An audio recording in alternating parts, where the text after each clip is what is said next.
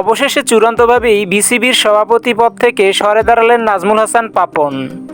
2012 সালে সরকার মনোনীত সভাপতি হিসেবে বিসিবির দায়িত্ব নিয়েছিলেন নাজমুল হাসান। পরে 2013 সালে হয়ে যান নির্বাচিত সভাপতি। সেই থেকে 3 মেয়াদে বিসিবি সভাপতির দায়িত্ব পালন করছেন পাপন। তবে বাংলাদেশ ক্রিকেট বোর্ডের সভাপতির পদ থেকে পদত্যাগ করেছেন নাজমুল হাসান। শেষ হলো নাজমুল হাসানের বিসিবি যুগের অধ্যায়। দর্শক, জাতীয় দলের সাবেক অধিনায়ক ও সাবেক প্রধান নির্বাচক ফারুক আহমেদ হয়েছেন নতুন বোর্ড সভাপতি। বাংলাদেশের হয়ে আন্তর্জাতিক ম্যাচ খেলা কোনো ক্রিকেটার এই সর্বপ্রথম বোর্ড সভাপতির দায়িত্ব পেলেন। যুব ও ক্রীড়া মন্ত্রণালয়ের কনফারেন্স রুমে পরিচালনা পর্ষদের সভায় মেইলের মাধ্যমে পদত্যাগ করেন নাজমুল হাসান। এর আগে বিসিবি পরিচালক জালাল ইউনুসও পদত্যাগ করেন। তার পদত্যাগ করতে বলা হয়েছিল এনএসসি থেকেই। শুধু জালাল ইউনুসই নয়, এনএসসি থেকে অব্যাহতি দেওয়া হয়েছে আরও একজন পরিচালক সাজ্জাদুল আলমকেও।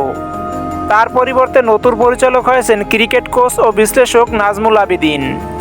তবে জালাল ইউনুসের শূন্যপদে পরিচালক হিসেবে আনা হয় ফারুক আহমেদকে।